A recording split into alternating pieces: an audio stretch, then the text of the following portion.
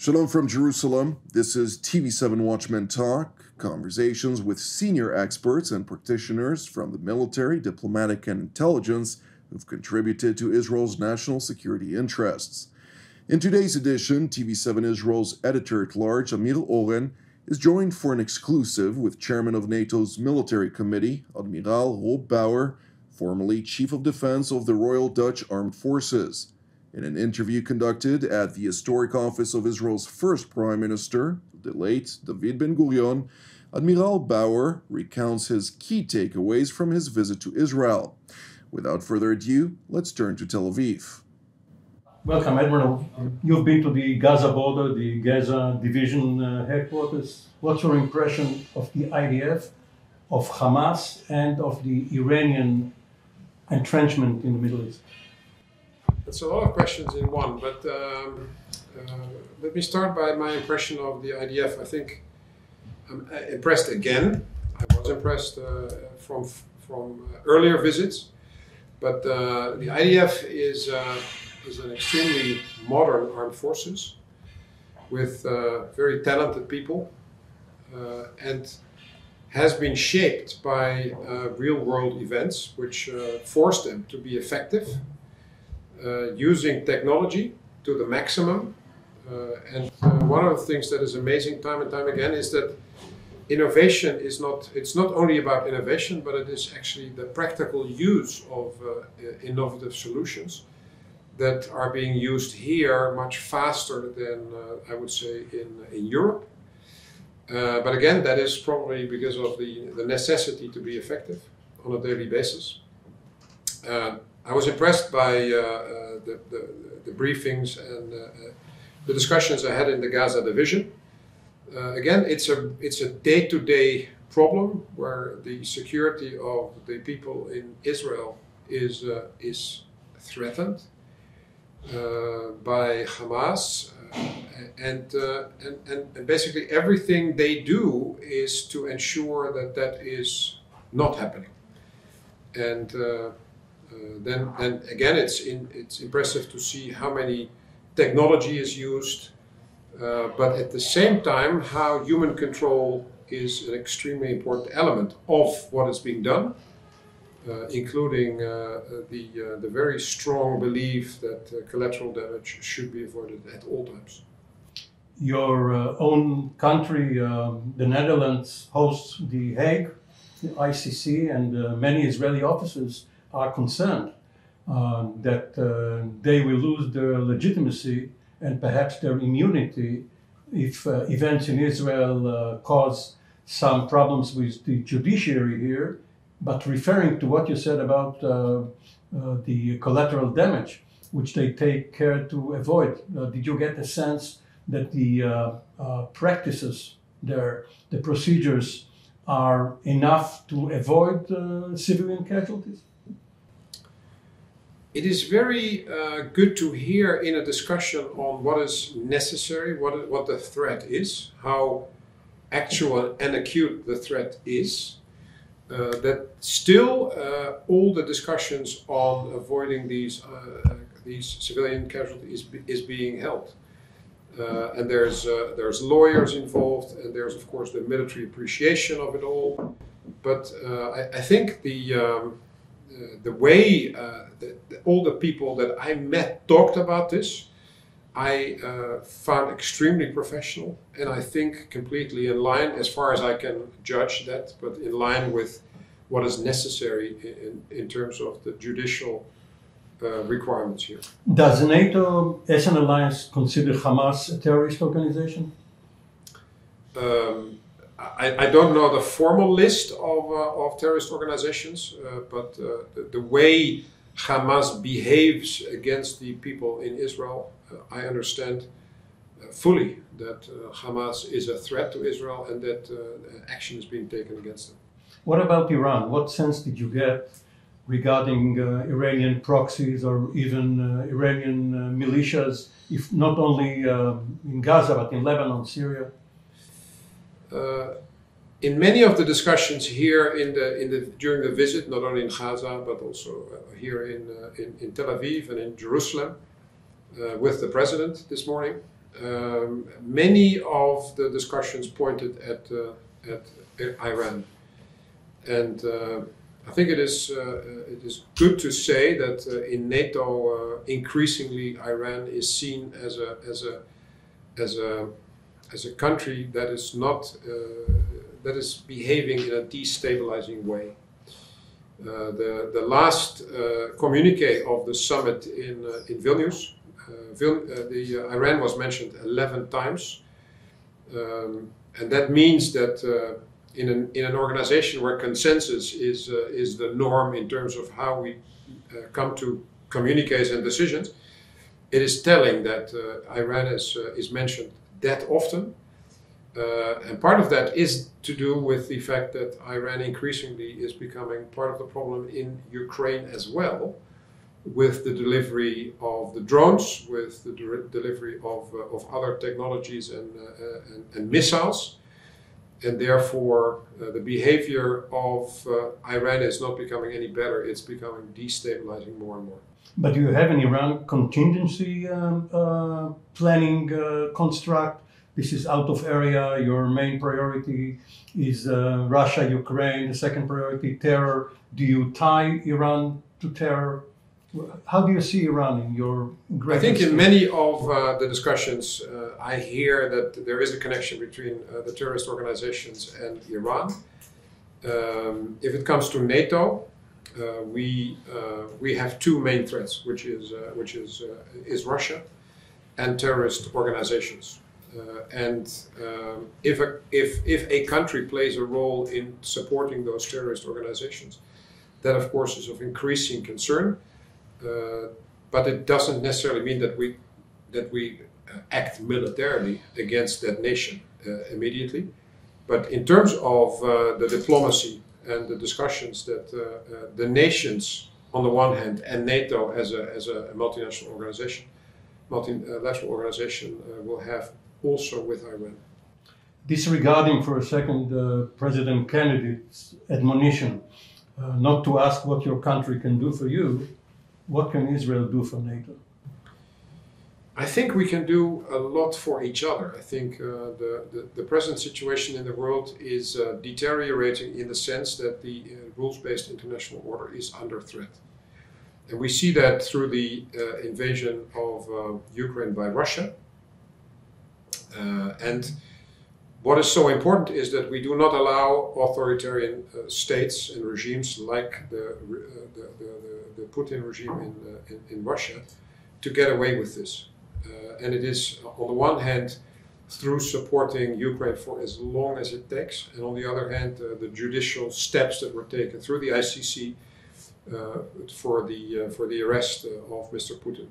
So that is the one hand. On the other hand, if nations agree on that principle of supporting the rules-based international order, defending it basically, then I think we have a common ground to work together, to support each other in the efforts in both our nation, in Israel on the one hand and the alliance on the other hand.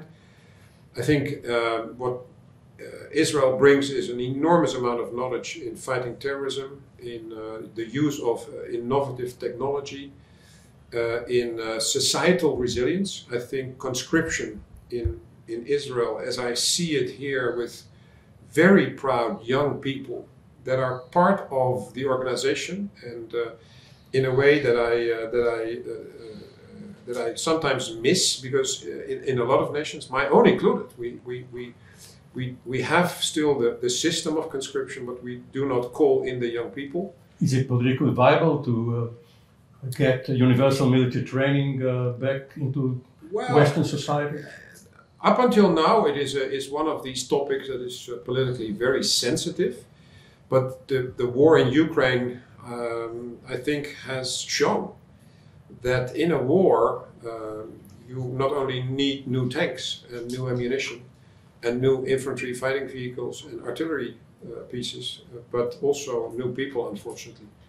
We're talking about massive numbers of people that are killed and wounded. Combined, Russia, Ukraine, more than 300,000 that are wounded and killed. So the human aspect of the military is for me back on the radar, and I think there is a growing realization in many nations that not necessarily the route of the professional military is enough to be able to be ready and to be resilient if it comes to a conflict. You recently said that when you were the Dutch Chant, you were blamed for preparing for the last war, but it turned out that you should have prepared for the penultimate war, or even the one before that, World War I, World War II. What can Israel tell you about these kinds of old warfare? The situation, for example, in Ukraine is not entirely comparable to the situation in Israel. The war in Ukraine is about large chunks of territory that are being conquered and that Ukraine wants back. So this is about a battle for geography. In Israel, it is in that sense, it's a different fight for security. Which involves terrorist organizations, which is also about collective defense. But next to that, it is the fight against the terrorist organizations. And I think what happens to NATO now is that we go back to collective defense as a result of the behavior of Russia since basically 2008 with Georgia, 2014 Crimea annexation, and 2022 the war in Ukraine. That we have realized that the threat of Russia is real, and that we have to be able to counter that threat, and that we should be able to fight again, if necessary, if attacked, a fight against a nuclear peer enemy. And we have been conducting crisis response operations for several decades, where we were master of the timeline. We decided whether or not we were going to Afghanistan or Iraq, for how long, with how many troops, what is the mission. Well, 9/11 forced the United States and then NATO to well, it forced the United States, and then NATO saw the importance of fighting terrorism and joined that cause in Afghanistan. But it was a decision. It was a decision where nations took time to come to the decision. And you were proactive. If you are attacked by someone else, you have to be ready, and that's the big difference. There is no time, and that requires more readier troops. That requires the capabilities that you need to defend yourself properly in terms of air defense, in terms of the ability to fight back, and it requires enough stocks of ammunition, for example.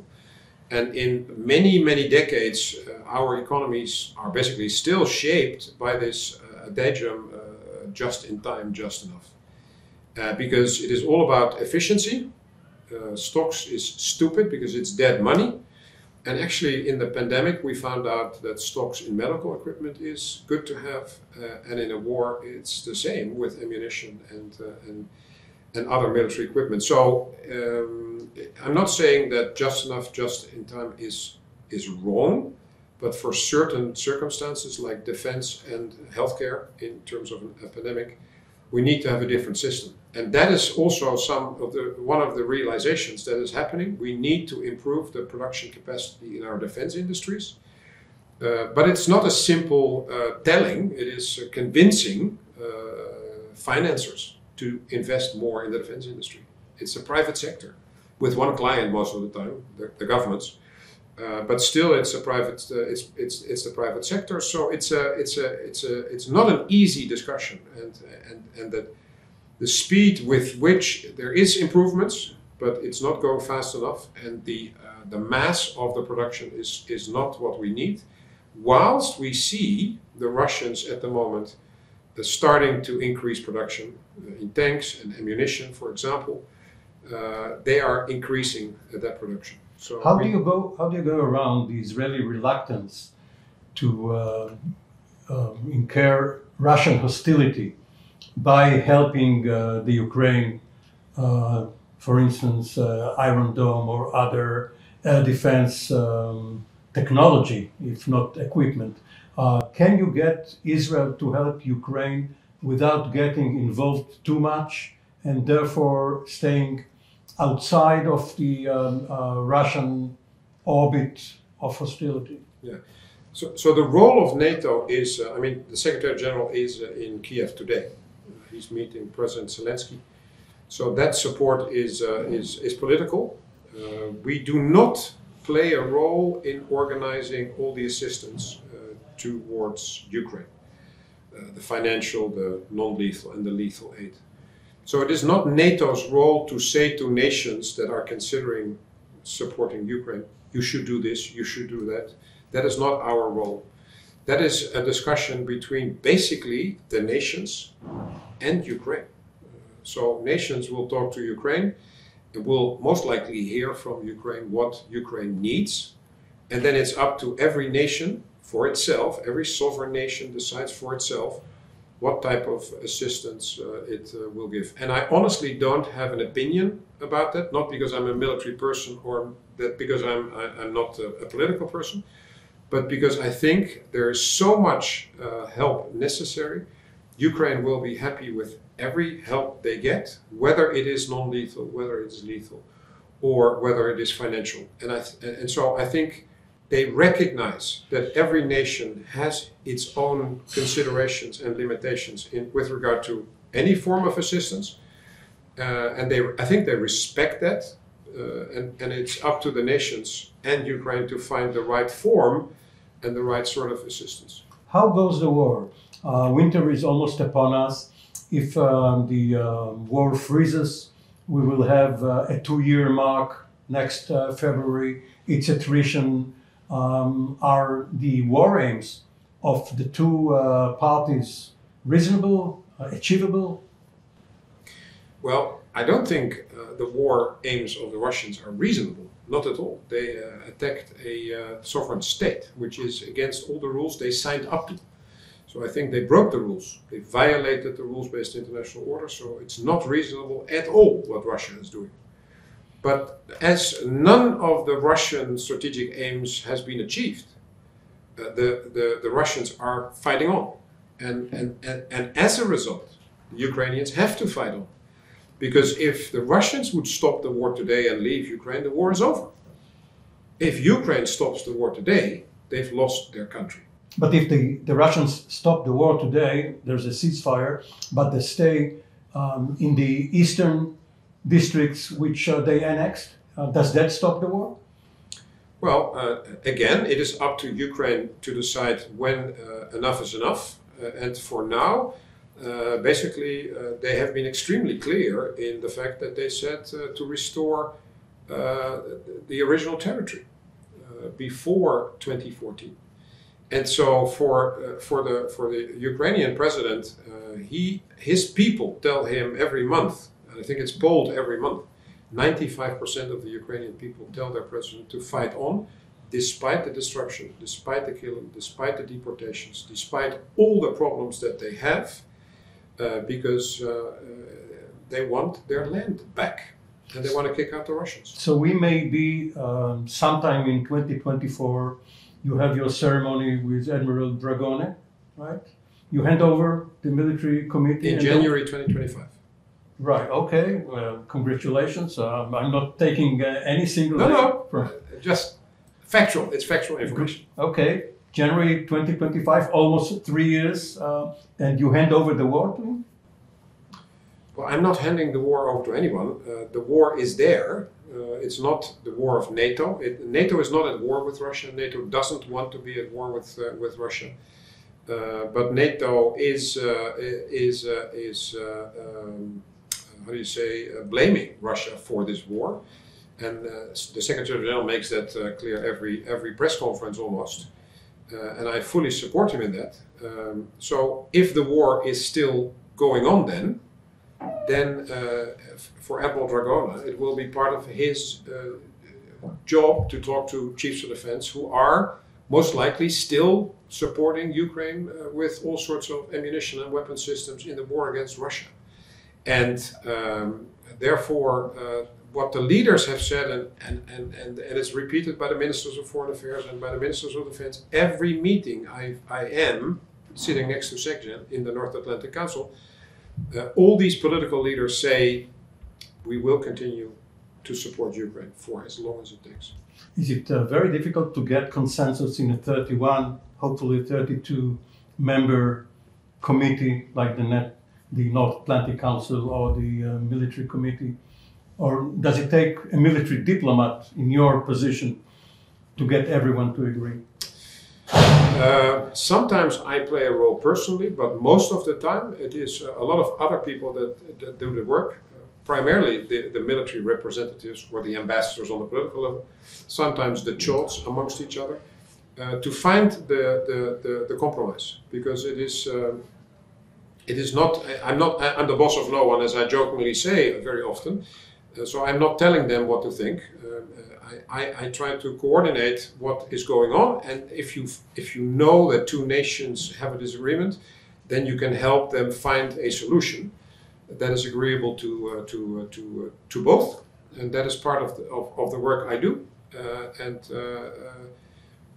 What I always try to do is that it is about military matters, that it is about the let's say the achievability of the political goals that are set by the political leaders. That what is politically desirable is militarily feasible. That is what the military committee, military advice is about, and that is the work we do. And it is cumbersome. It is not always easy, but it is amazing how many topics are being agreed upon every day in our lives. Turkey used to play the spoiler vis-à-vis Israel in active endeavor, vis-à-vis Austria, later with Finland, now with Sweden. How do you consider Turkey? Now they have a contingent going to Kosovo, right? For the first time in many decades, Turkish soldiers in the Balkans. Well, they are already in the Balkans, but what is new is the fact that Turkey will deliver the first commander of KFOR. Mm-hmm. But Turkish forces were already longer in KFOR. I will not talk about Turkey as a spoiler. All the nations from time to time have issues where they disagree, and make that clear to other allies. And we always tend to talk a lot about the moments when we disagree, and then the spotlights are on that. And I can only say I'm actually very thankful that we disagree, that we are able to disagree, and then as a result of a good discussion, to find a solution time and time again. That is the power of our alliance, that for the last almost 75 years, we celebrate 75 years in Washington next year, that we are able to always come to an agreement in the end. And the fact that 31, soon to be 32, sovereign states, who for good reasons disagree sometimes, because they're a sovereign state, because they have different interests, but based on the values that we share, based on the fact that we all agree to the fact that nations are responsible for their own future. And despite all that, the fact that there's so much freedom, we always, in the end, are able to come to an agreement. And the same applied for the Finnish membership, and the same applied for the Turkish membership to NATO, where President Erdogan has agreed, and it's now to the Turkish parliament to, once they reconvene after the summer recess, to sit down together and hopefully agree very soon to the accession of Sweden, and then we have an alliance of 32. Israel is not a member, obviously it's a partner. It has an office in NATO headquarters. Colonel Amit Lanier is the current attaché representative. What sort of status do partners have at NATO headquarters? We have, with every partner, we have different sorts of programs and forms of cooperation.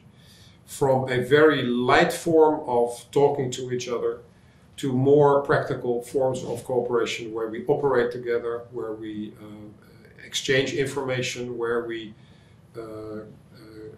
make sure that in the end the operational standards are the same, where we talk about defense planning in terms of capabilities, so that we are able to be interoperable in terms of capabilities as well.